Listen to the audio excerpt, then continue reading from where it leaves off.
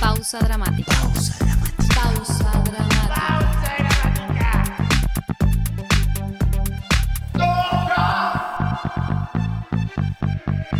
Pausa dramática. Un podcast sobre teatro.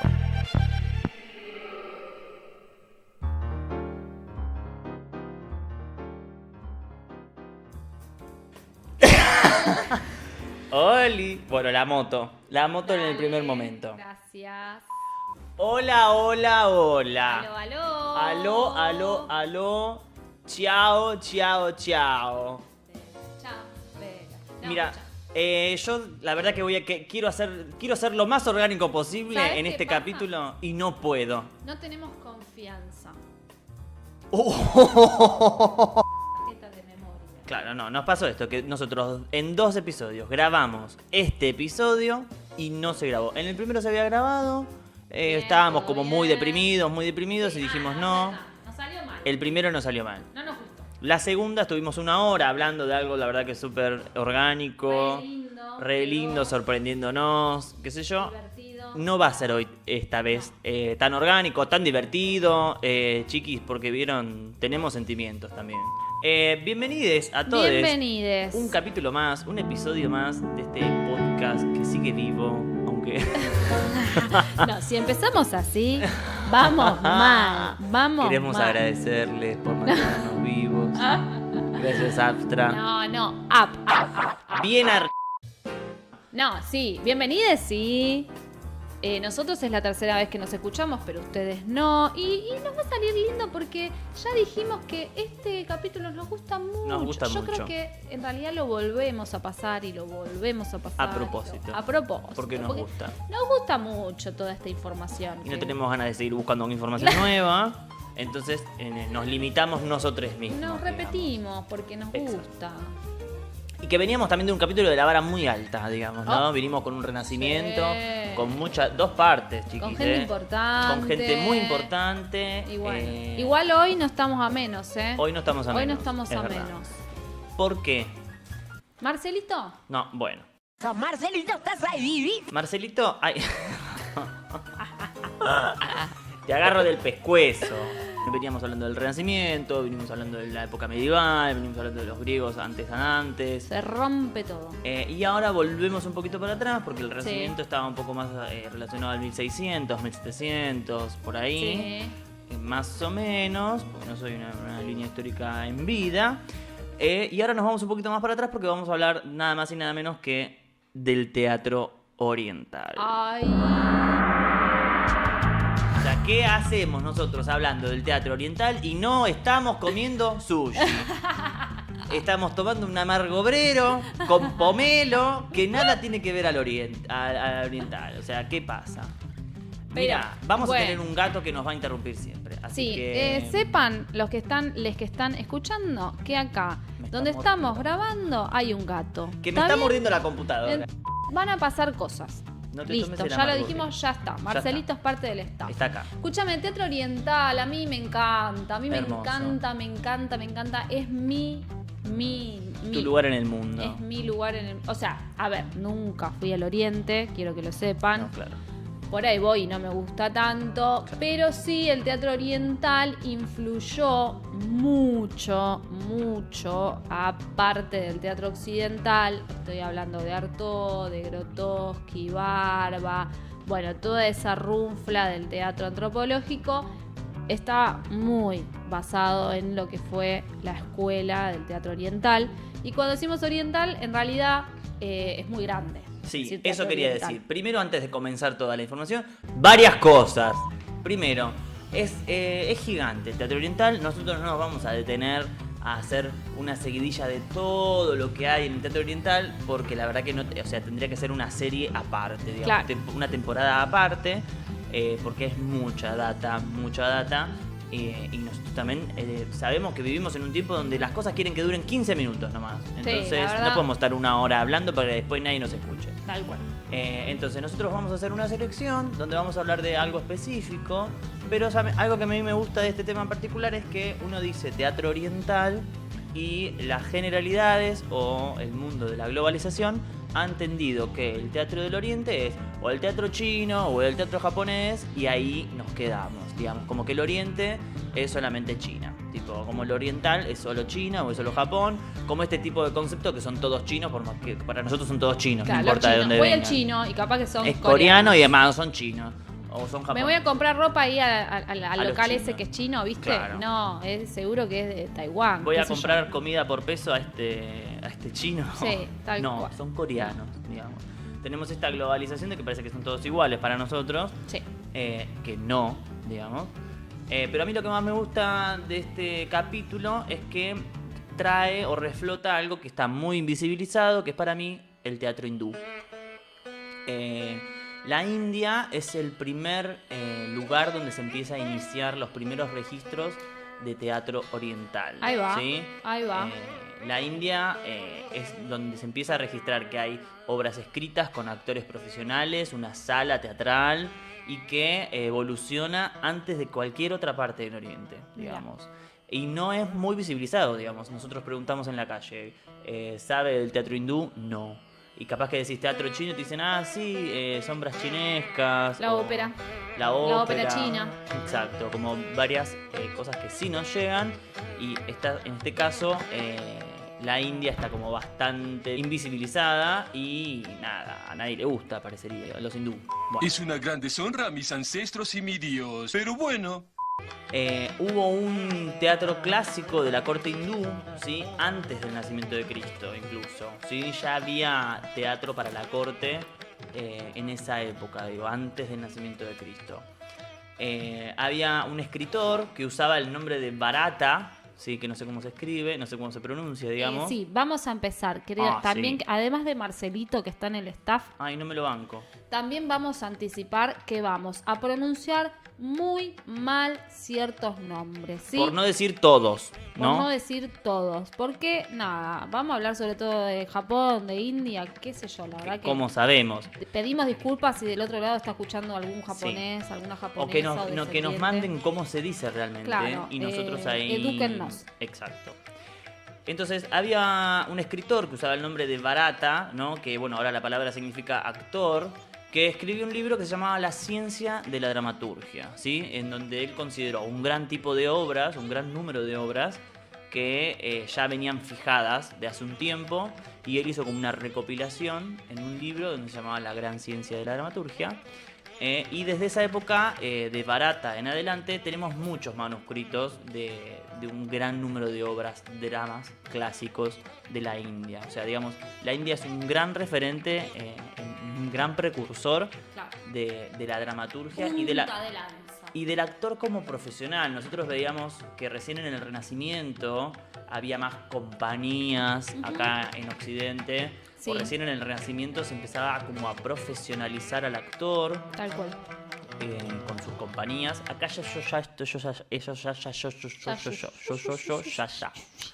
ellos ya lo tenían eso, ¿no? Como que había un montón de cosas que estaban prohibidas hacer en escena.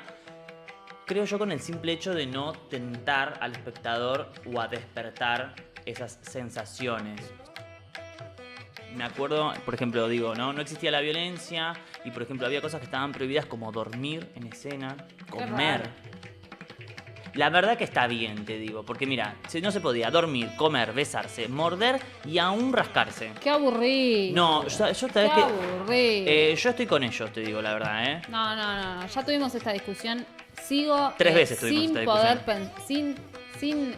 sin entender. No, yo estoy de acuerdo porque te digo No esto. te hacía parado de ese lado del mundo rampolín. No, pero sabes que yo tengo una justificación lógica. Vos ves a alguien en escena comiendo, a mí me va a dar hambre. ¿Sí? Ves a alguien durmiendo en escena, voy a querer dormir también. Ves a alguien no, cogiendo no hablas y te con dan alguien. ganas de coger. Y claro, o sea, se están chapando. Yo también quiero. O mismo, no sé. Pero también puede tratarse de eso, de sentirse emparejado, digamos. Yo creo que me parece que va más por un lado de no despertar ciertas tentaciones. Qué cristiana que te volviste de repente. Me encanta. Siento que ayer soñé con Cristo. No, me parece que está muy coincido con esta gente, digamos. Uno empieza a hablar de piojos con alguien y ya le empieza a picar todo, digamos. Es un poco esto de no provocar o no incitar a que te generen ciertas sensaciones. Claro, pero vos qué querés, todos espectadores pasivos, sentaditos, sintiendo Yo lo que vos querés que sientan. Lo que entiendo no, vos querés un espectador que esté un poco más vivo, ¿viste? Sí, no sé. No sé si en el 200 querían eso. No, claramente Claro. no, pero que vos, Gabriel Rampoldi, lo quieras hoy. Bueno. Me te puedo permitir alguna cosa. Bueno. Basta. Lo voy a encerrar.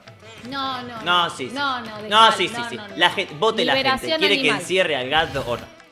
La violencia, si bien estaba como bastante sugerida, los dramas, si bien eran dramas, no se permitían los finales trágicos, ¿sí? La tragedia podía amenazar al héroe, podía ponerlo en riesgo, o a la heroína, pero siempre era superada a último momento. Claro, ¿sí? final feliz. Medio como tira de polka. Hay una serie muy bizarra que empieza. Siempre los capítulos son como unitarios en el sentido de que empiezan y terminan en el momento. Y uno ya entiende la estructura de que siempre en un capítulo nuevo hay un nuevo problema que seguramente se va a resolver en el final. Entonces ya pierde un poco el riesgo, ¿no es cierto?, en los personajes, porque sabemos que va a solucionarse. Así que nada, me parecía que era muy interesante poder mencionar este inicio del teatro oriental en el teatro hindú. Tal cual. Porque no solamente por lo invisibilizado, sino también por la generalidad de que siempre creemos que Oriente es China-Japón. Claro, nos casamos con las potencias y tampoco es así. Exacto. ¿A dónde vas?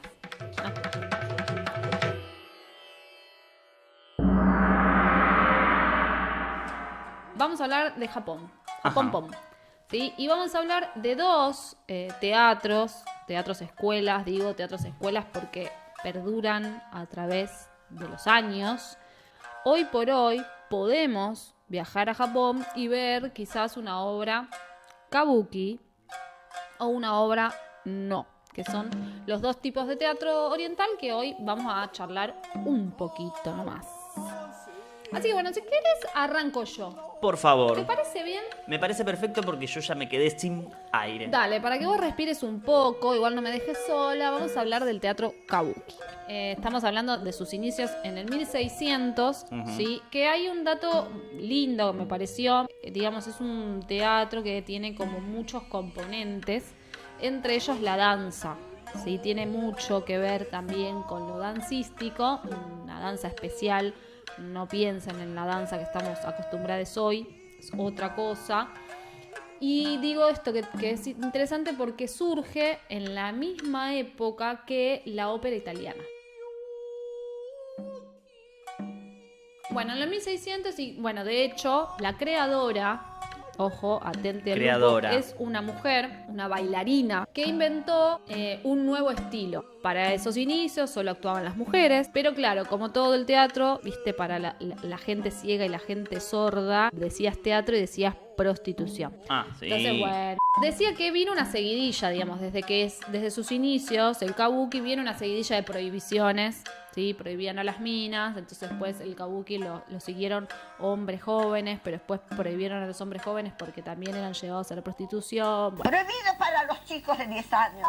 ¿Qué pasa? ¿Cuál es la diferencia principal? Es que el teatro kabuki es como un teatro más de pueblo, ¿sí? De la gente común. El teatro no, estaba más asociado a lo aristócrata. Y vendría a ser como el café concert, el teatro kabuki del Oriente. bueno.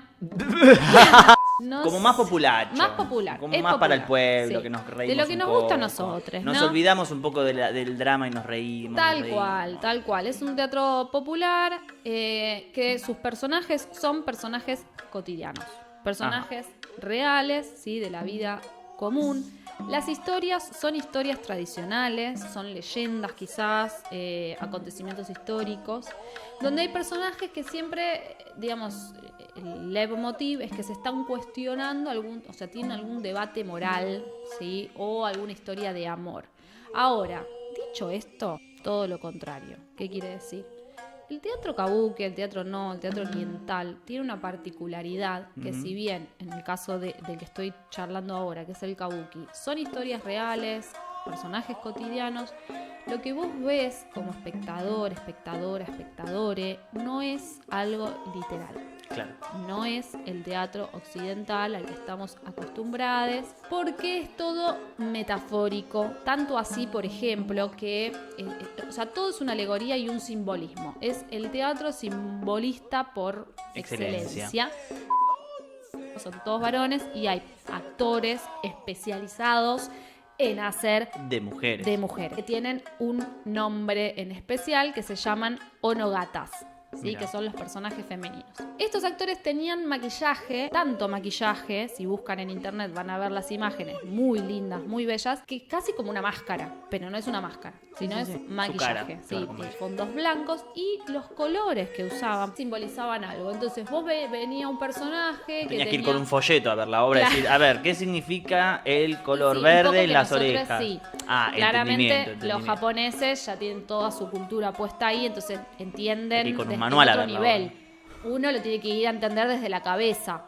Claro. Pero quizás si sos un poco más sensible, un poco más abierto, te dejas ser y quizás algo entiendas. Yo creo que también igual es un problema nuestro de los occidentales, de que necesitamos que nos expliquen literalmente todo. No Exactamente. queremos que nos deje nada al azar. Exacto. Explíquenos todo bien literal. Del occidental y del teatro hegemónico en Occidente, por lo menos en Argentina, que es muy europeo, ¿no? Y todo es el realismo y naturalismo. Y bueno, si vas a ver obras por ahí de otro palo, te das cuenta que entender lo que pasa al pie de la letra no es lo más importante, ¿no?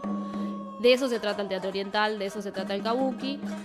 Bueno, y el maquillaje, esto, por ahí veías entrar un actor que tiene la cara blanca, con mucha predominancia del azul, y vos ya entendías, ¿no? Que quizás el azul tiene que ver con que es un personaje villano, o que por lo menos mientras lo estás Ok. viendo hace de villano. Capaz que si veías el rojo, mucho rojo en el maquillaje, sabías que es el héroe, ¿no? Como el protagonista. Bueno, y así cada color del maquillaje decía algo. También teniendo en cuenta de que ellos ya en su cultura general, Sí, los colores tienen su significado y su importancia, cual. digamos. Como que tal cual. no es lo mismo. Lo mismo pasa con el vestuario, son vestuarios súper, viste, como pomposos y los Pomposos. colores en el vestuario también tienen que ver con eso. Ahora voy a contar en un ratito lo que más me gusta, que es una escena de una obra, pero todo tiene que ver con todo, digamos, eso creo que es el resumen, ¿no? Todo nos quiere decir algo. Pasa algo muy lindo en el kabuki, que es que los personajes en un momento hacen unas mie. ¿Qué son las mie? Son como unas posturas tipo de estatuas, así como un congelado que hace el actor ¿Sí? en un momento determinado. Hace como una pose, un bailecito. Sí. Yo fui eso, ¿te acordás que te dije? Sí. Yo hice de geisha en un evento muy importante donde nos pagaron, donde los trajes eran tan increíbles y tipo vos también tenías como una cabeza donde vos no hacías nada y ya la imponencia que Claro. daba eso Ya ya era decías un montón. Donde nosotros nuestra única función era hacer estas poses, Las estas poses, mie, las mie. para poder apreciar bien las líneas de los vestuarios. Claro. Y como favorecer Claro, las como poses. que te observen, digamos. Muy Acá- gracioso porque yo no sabía cómo hacerlo. Y veías a una geisha aburrida. Una geisha argentina que quería ir a comer nomás. No quería estar ahí. No, acá tiene que ver, porque parece que nosotros ahora mientras lo hacemos movemos las manos como si estuviéramos haciendo Un adagio. claro, una cosa ahí media rara. En realidad, en el teatro oriental hay un laburo corporal muy zarpado. Uno lo ve y parece que es sencillo, pero tienen todo un laburo corporal Sí, para sí, llegar sí, a sí. lo que hacen. Si hay algo que no tienen acá librados es ser El- todo tirado de los El pelos. cuerpo tiene un laburo muy Esos grupos de especial. teatro que dicen, no, ensayamos una vez y ya está, tipo, No, hacemos no, una no. pasadita así y ya lo mostramos. No. Para nada. Las Mie lo que hacían en realidad era que el personaje, que en general muchas veces después lo charlamos, pero la escenografía del teatro kabuki, que esto venía del teatro, no tiene una pasarela grande, ¿sí? Que ahí los personajes llegaban, es como que aparecían por ahí, ellos llegaban y ahí hacían estas mie como para presentar, lo que vos decís, para presentar, bueno, este soy yo. Este soy yo. Seguramente aparecía un coro hablando, porque en el teatro kabuki había las voces del coro que iban contando un poco la historia. Los personajes igual hablaban, no es que no, pero bueno, había como un coro que iba como contando la historia. Y estos actores hacían esa pose, que podía ser en la pasarela o podía suceder adelantada la acción. Y bueno, ellos se congelaban, hacen algo raro con los ojos, como que los ponen medio en blanco, giran un poquito la cabeza, quedan ahí congelados. Medio Y lo que te exorcista. está queriendo decir es que va a pasar algo. Acá hay Anticipo. Claro, acá cambia algo, presta atención porque se viene lo importante. Claro. ¿Sí? Qué bueno que lo anticipen porque uno siempre está muy despistado. Pasó algo y te lo perdiste. Tal cual. También el kabuki tiene algo muy interesante que es el rol de los kuroko. Si Bueno. digo bien, que seguramente no. Kuroko. Los kuroko, para hacer una imagen visual, ¿viste los títeres? ¿Viste que Sí. el títere grande, no el títere chiquito? Sí, el sí, títere sí. grande. Medio marioneta. Medio marioneta, para que vos prestes atención cuando estás viendo al títere y no Sí. al titiritero. El Y que no te titiritero, distraiga la titiritera se persona. viste todo de negro, Ah, está sí. como tapado, Sí, como sombras. como una sombra. Ah, Bueno, me encanta. esos eran los kuroko, se dedicaban a estar eso, A ser invisibles. hacer cambios, claro, a ser invisibles, vestidos de negro y hacer cambios en la escena. Genial. Lo cual parece una boludez, pero genera una magia Sí, sí, sí. muy hermosa. Y acá me voy a detener en contarles un poquito, para terminar, la escena de una obra de teatro kabuki, que se llama La joven garza. Es la historia de un hombre, de un varón que se enamora, atenti, de una chica de una pintura, o sea, de un dibujo, de un cuadro. Se enamora de ese personaje. Nivel de psicópata. Sí. Hoy lo entenderíamos de una manera medio rara, pero el chabón se enamora y tanto es el amor que siente por esa pintura que la joven cobra vida. Ay. Sí, pero Como Pinocho. Para. El tema es que cuando lo quiero, cuando no lo tengo, y cuando lo tengo, no lo quiero. Ay. El chabón, cuando la piba cobra vida, no le corresponde. No estaba tan enamorado. Ah, no era lo que quería. No era lo que yo pensaba. No sé si me gusta tanto. Claro, ahora que camina, ahora que tiene voz, ahora que puede hablar. Me gustaba más desde el Instagram. Mudita estabas mejor. Desde las redes me gustabas más. Ahora que te vi en la realidad no me gustas tanto. Cómo la gosteó el chabón, la piba pasa de sentir amor, de ser joven, de Te sentir inocencia, pasa a la bronca, a la traición, A la vejez. al odio, a todo. Bueno, todos esos son cambios que si vos te decís, mira, agarra vos, Gabriel, que sos actor, ponete ahí, ahora estás enamorado. Ahora bueno, no. ahora lo odias. Bueno, Qué laburito, ¿no? claro. Bueno, como es tan difícil poder transmitir Como es todas tan esas difícil actuar. emociones, ponen una escenografía, por ejemplo, ponen una cosa que parece el invierno. Y el personaje, el Onogata tiene, por ejemplo, para salir un traje rojo, ¿sí? Con un kimono, porque usaban kimonos rojos. Junto con el kuroko empieza por momentos, en medio de una danza que hace, a Ajá. cambiar de kimonos en escena. 7 En escena. cambios de kimonos. 7 cambios. 7 Y nunca queda cambios de kimono. en culos, digamos. No, Jamás se le ve nada. siempre vestida. Increíble. Y muy vestida, porque no es Y malla, demasiado, claro. porque no se pone Son un una- shortcito y claro. una remera. No. Digamos. Bueno. Un body. Nada, cambia la luz, cambia la escenografía, cambia la música. Generan todo un clímax Un despliegue. de transformación. Pero lo del vestuario es realmente impresionante, además del personaje haciendo esta danza y qué sé Lo yo. vamos a poner en el Instagram, el videito para que lo vean. Pongámoslo porque es muy lindo verlo, genera una magia que no lo entendés, como era lo azul entenderías. y ahora es dorado el vestuario y no se fue y vino y no hubo un apagón, ¿sí? Entonces, bueno, ¿para qué todo esto? Todo está como en una comunión para mostrar el cambio del personaje, la transformación de esta historia, ¿sí? Creo yo que un poco el teatro kabuki en especial se trata un poco de eso, ¿no? Como de mostrar la vida, la profundidad de las emociones, de las ideas, en medio como en una magia, ¿sí? Que no hace falta siempre solo lo verbal, sino que pasa por algo mucho más sensorial, mucho más emocional, mucho más de la sorpresa, de la magia, que es medio loco, pero vos lo entendés. sabes de lo que se está hablando porque te une con el personaje la humanidad.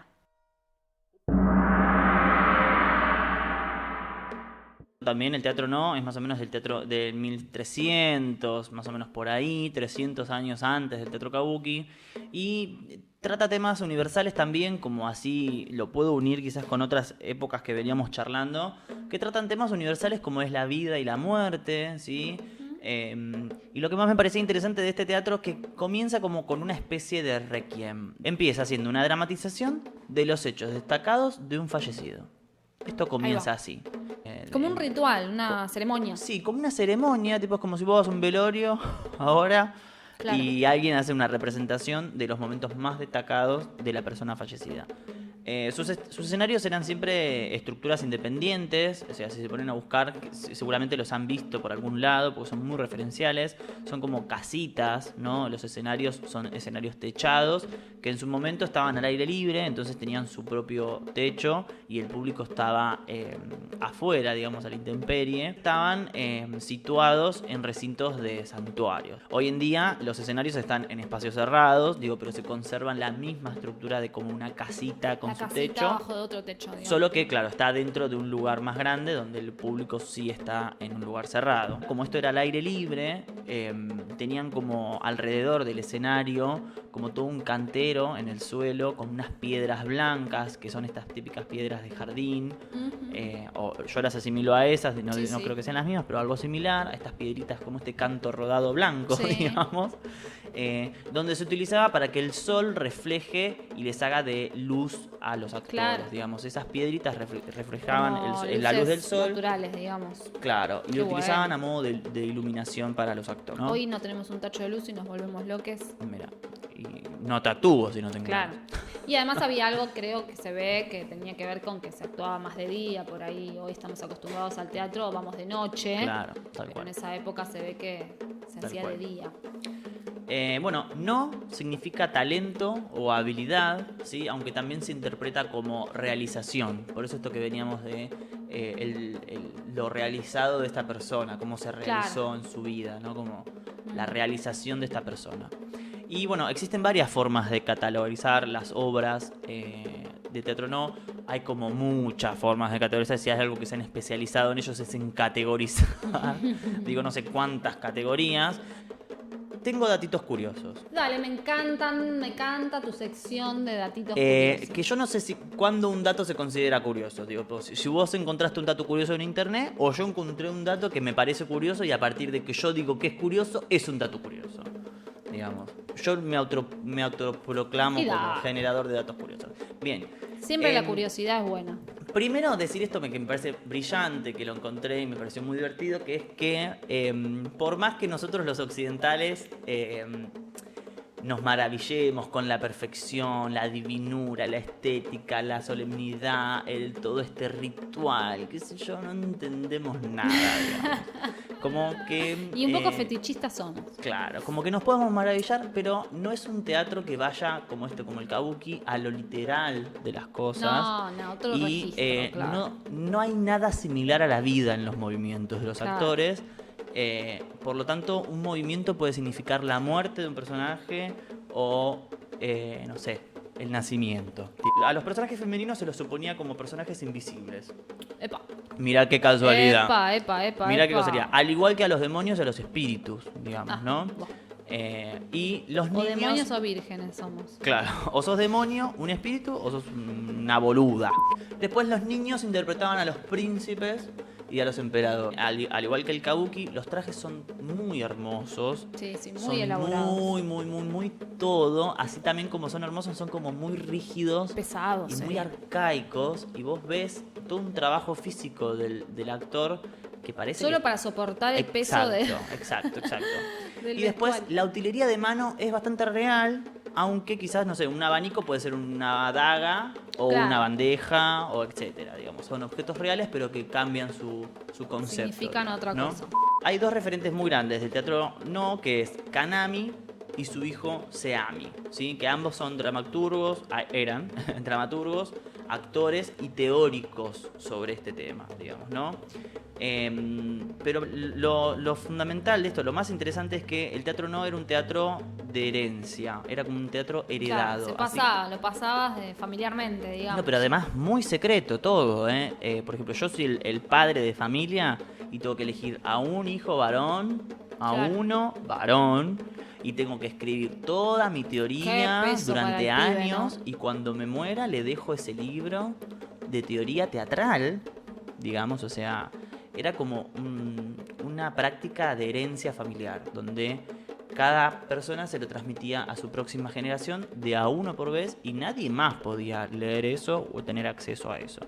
Cuando muere Kanami y Seami empieza a hacer este libro para su hijo, algo pasa en el medio que nunca sale. Este libro nunca se encontró, no sé, anda a saber por las vueltas de la vida, pero aparecen muchos años después estos libros. Alguien los encuentra en una librería en Tokio, tipo acumulados ahí, ¿sí? Donde había claves de alto refinamiento y de vuelo poético que era específico sobre todo una teoría de este teatro. Una joyita encontraron. Toda una joyita de este teatro. Pensemos que estos escritos fueron hechos en 1400 y se hallaron en el 1910. Claro. O sea, hubo más de 500 años que estuvieron perdidos. Claro. Y también la continuidad de esto, digamos, ¿no? Como, bueno, si alguien se perdió ese libro, nadie lo estuvo leyendo. Entonces, eso me pareció muy interesante, ¿no? Que eran todos escritos exclusivamente para su hijo, ¿sí? Que, bueno, hoy en día ya no es así, digo, todos estos libros están disponibles en internet para comprar. No, refuerza la idea esto de medio ritual, ¿no? Como sí. Medio ritualico todo, muy ceremonioso. Sí.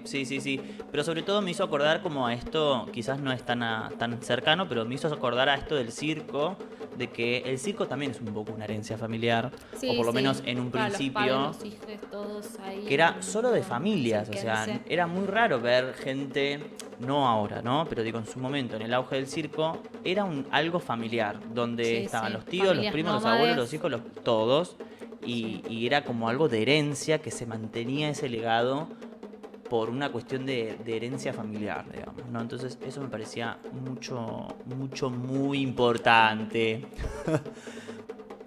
Después, a nivel estructura, también me hace acordar un poco al kabuki, donde hay un escenario principal y hay un pasillo. Claro, ¿sí? Donde una pasarela, un pasillo. Como una pequeña pasarela. Que en el no está ubicado como de costado. Exacto. Y el kabuki lo que hace es moverlo y lo pone adelante, hacia el centro, claro. Claro. Acá, este pasillo, esta pasarela, siempre indica como la llegada del personaje o la ida del personaje. También todas las pasarelas tienen árboles puestos a los costados, donde denotan, pinitos, donde siempre hay un árbol más grande, uno mediano y uno chiquitito, para hacer, como menciona la distancia y esta especie de camino largo. Exacto, sí, como que está alejado. Después también, al igual que el kabuki, tiene esto de, hay un coro detrás con músicos, donde la música es muy importante también, muy particular, donde inevitablemente te hace entrar en una atmósfera súper onírica, donde los actores también incluyen golpes, como golpes con el pie en el piso, ¿sí? Un golpe significa algo. Un golpe quiere decir sí. Y por último, algo que me pareció también un detalle interesante, que todo comienza, digamos, este teatro no, también como una especie de honor a Terpíscores, digamos. Terpíscores era la musa de la danza. Ajá. Y el canto coral en la mitología. Las odiamos a las mujeres, pero nos dan de comer, digamos, ¿no es cierto? Claro, obvio. Terpíscores era la musa de la danza y el canto coral en la mitología griega, y era una de las 9 musas que citaba Hesíodo, ¿sí? Pero lo más frutillita del postre, es que Terpíscores era como, se traduce como la que goza al bailar. Bueno, ahí volvemos con la danza. Y ese término se denomina striptease. Chau.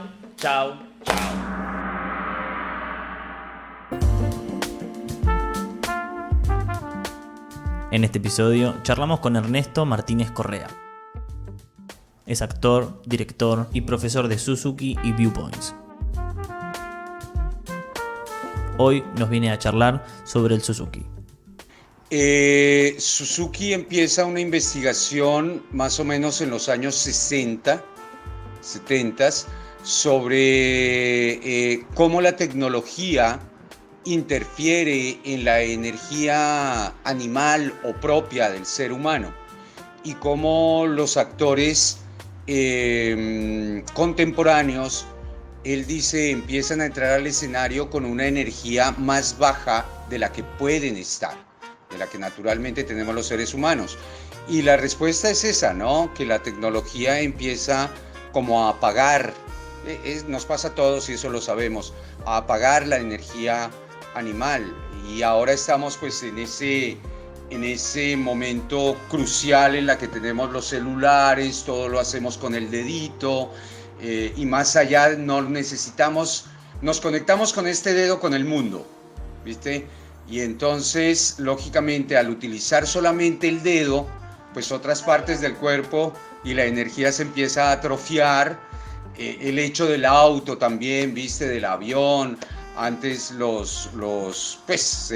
antes del auto y del avión y todo esto, nos concentrábamos en caminar. Teníamos que caminar o teníamos que montar un caballo para llegar a largas distancias y lógicamente eso te pide estar muy vivo corporalmente. Y eso es lo que Suzuki empieza a ver, que el actor empieza a apagarse y a utilizar una energía media que él dice para el teatro no sirve y para la interpretación no sirve. Tenemos que tener una energía pura animal. Entonces para mí el entrenamiento de Suzuki es volver al origen. Yo siempre pongo el ejemplo de cuando nacimos, tanto Emilia como Gabriel y yo sabemos que cuando nacimos pues no dejamos dormir a la cuadra entera con nuestros berridos, ¿viste? Y eso se va perdiendo, lógicamente por educación, por cultura, por el hecho de la tecnología también, por ese hecho del no y todo eso que nos ponen tanto, no griten, no digan, no hablen, no din, pues nosotros vamos apagando muchas cosas que lógicamente en la vida diaria pues son necesarias, pero en el escenario no podemos entrar en ese no, al contrario, necesitamos esa energía pura con la que nacimos. A esa energía en el entrenamiento se le llama energía animal, la energía animal del hombre, ¿no? Que no tiene mucho que ver con el filtro racional, tiene que ver con el instinto, con la supervivencia y la necesidad de sobrevivir a ciertas cosas. Y lógicamente la vida con la tecnología pues se nos va acomodando un poco al punto en que es eso, la atrofiamos y cuando entramos al escenario seguimos con esa energía que utilizamos en la vida. Y lógicamente el actor debe tener la habilidad pues de entrar al escenario y subir su energía a niveles extremadamente altos. Y en ese sentido pues Suzuki empieza a desarrollar ciertas cosas o ciertos movimientos y ejercicios que tienen que ver mucho con la quietud y el movimiento. Pensar en una quietud absoluta no es posible. Es como el silencio no existe. Por más de que nosotros estemos en silencio, allá nuestros órganos están haciendo ruido todo el tiempo allá adentro. Podemos llegar a estar quietos a un 90-95%, pero adentro nuestro hay un movimiento continuo de sangre, de palpitaciones, entonces, y el universo mismo, en el universo no hay silencios, en el universo no hay quietudes y eso es casi un imposible encontrar. Y el entrenamiento trabaja mucho sobre eso, lograr esa intensidad interpretativa en la quietud. ¿A través de qué? De encontrar movimientos extremos. Suzuki empieza a crear un esquema de movimientos, por llamarle algo, y lógicamente se influencia del teatro no, del kabuki también, de, lógicamente, ciertas filosofías orientales como la samurái, danzas balinesas, también costumbres o tradiciones de sentados japoneses. Todos estos movimientos tienen que ver con el centro, con el centro del cuerpo, o sea, la cadera. Entonces el entrenamiento es como una combinación de movimiento más palabra al mismo tiempo.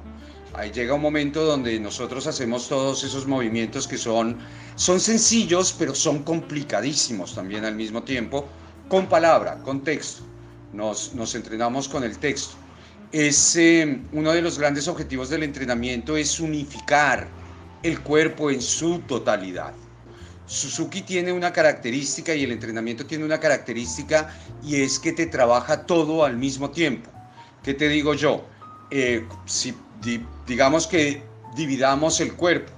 Te trabaja el cuerpo físico o muscular, te trabaja el cuerpo vocal, te trabaja el cuerpo emocional y te trabaja la voluntad por otro lado, ¿cierto? Y te trabaja tu cuerpo mental. Y te lleva, Emilia ha dicho algo muy importante en eso, te lleva a estar de otra forma en el escenario, de otra manera totalmente diferente, donde todo está compactado, absolutamente compactado. Y eso lleva a una libertad y a una espontaneidad, porque a veces la palabra es muy difícil, la palabra es de lo más difícil que hay para el actor. Fuera de que trabajamos sobre palabra, textos que no son nuestros, que no son maneras comunes de hablar para nosotros, que uno diría, no, pues yo no diría así, yo diría de otra manera, pero nos toca lógicamente adaptarnos a como el dramaturgo ha escrito. Entonces, en ese sentido es como inyectar esa palabra que no es tuya y que se vuelva parte tuya, y cuando yo digo parte tuya es que se vuelva parte muscular tuya. Y en ese sentido trabajamos mucho con el concepto de que la actuación es muscular. Actuar es un acto energético, y la aplicación, digamos, es que se vuelve innata. El entrenamiento de Suzuki tiene un algo, y eso son palabras de mi maestra Ellen también, y es como una droga adictiva, dice ella. El entrenamiento de Suzuki tiene algo muy lindo, y es que te invita a conocerte profundamente, pero profundamente a ti, no solamente en la parte externa, sino nos invita a hacer un viaje allá adentro, a saber de nuestro corazón, a tratar de sentir nuestro riñón, nuestro hígado, los intestinos, y cómo podemos poner todo eso a favor de la interpretación, a tratar de sentir cómo las venas, cómo la sangre recorre mis venas, cómo son mis poros, qué hay entre el hueso y la piel, qué hay entre la espalda y el pecho. Entonces, lógicamente es oriental, ¿viste? Y los orientales difícilmente se pueden despegar de la parte espiritual interna y profunda del ser humano. Entonces el entrenamiento te lleva también a eso, y eso te lleva a poder interpretar con tus órganos, a poderlos sentir. Este podcast cuenta con el apoyo de la Casa de los Trabajadores Carlos Fuentealba. Recordá que puedes seguirnos en nuestro Instagram Podcast Dramático y ayudarnos con un cafecito en cafecito.app/pausa dramática.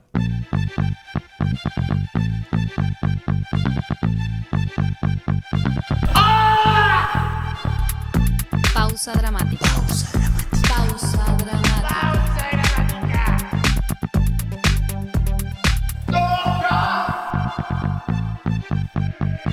Pausa dramática. Un podcast sobre teatro.